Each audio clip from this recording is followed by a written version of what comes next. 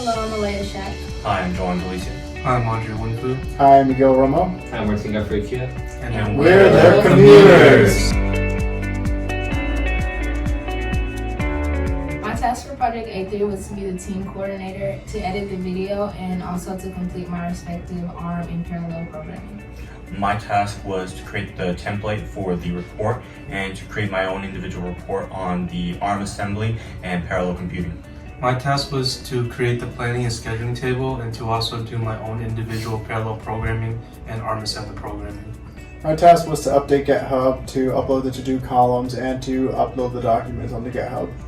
My task was to facilitate the scheduling, such as reserving a room and getting people together. I also did the parallel programming and ARM assembly programming. One thing that I learned with being the team coordinator was definitely time management and also being proactive rather than reactive and making sure that everyone is on the same page and being concise with what we need to complete.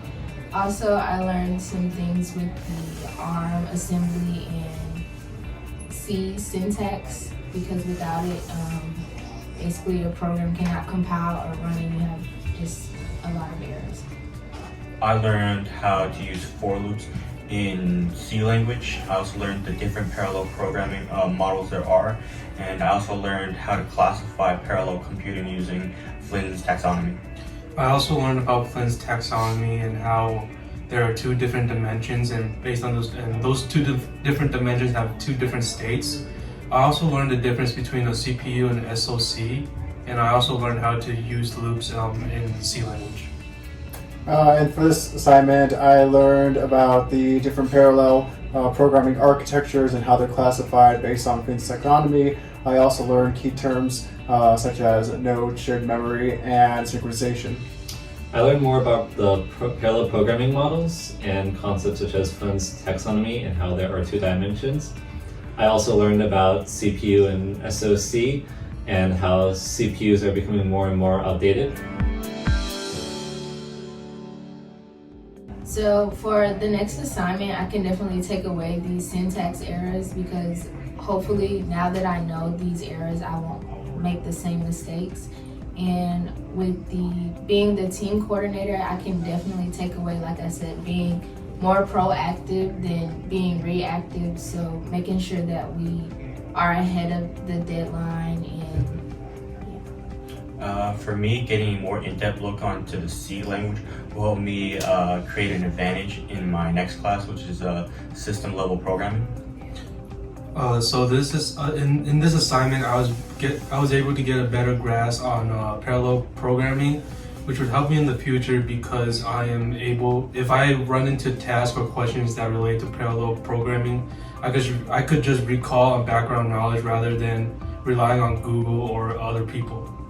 For this assignment, I'm currently using what I learned in another course to understand array list and how the memory is shared with each node. I learned how to better work with my team, and I feel like working in a team is very important for future assignments or in a workplace or just in classes in general. I can also use concepts such as data decomposition patterns to tackle various challenges in like my future job and different endeavors. So my best experience was definitely being able to take on this new role of being the team coordinator. I thoroughly enjoyed it.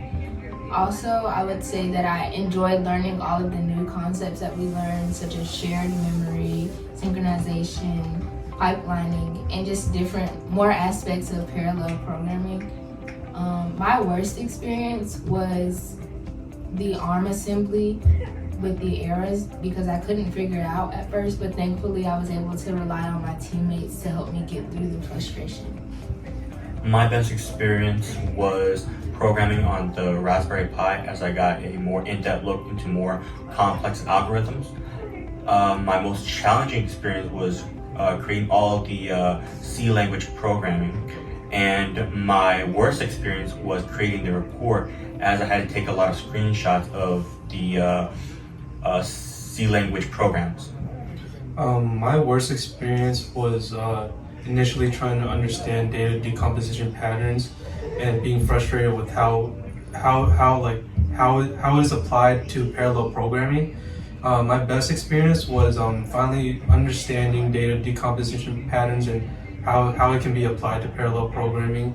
And my most challenging experience was creating my own program for Part B in the ARM assembly and then encountering errors with it. My best experience was having a better understanding and feeling more comfortable with the information that we learned for this assignment, as opposed to last week's with the introduction of parallel programming. And the most challenging and most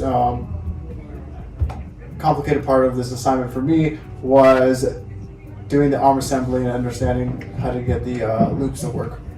My best experience for this project was just applying the new things I've learned and being able to write more complex programs with ARM assembly on the Raspberry Pi. My worst experience was just understanding the material and the different concepts instead of memorizing them. The most challenging part for me was writing the programs and encountering errors that I didn't know where it came from and just figuring them out. So here we have our diagram of Flynn's taxonomy. So with Flynn's taxonomy, we have 2 dimensions, and they are data and instruction stream. And then within those 2 dimensions, we have multiple or single. So in our first box, we have single instruction, single data, and then the second box is single instruction, multiple data. And for this box, we have multiple instruction, single data, and then for the last box, it is multiple instruction, multiple data. All right, thank you for watching. Yep, thank you. Thank you.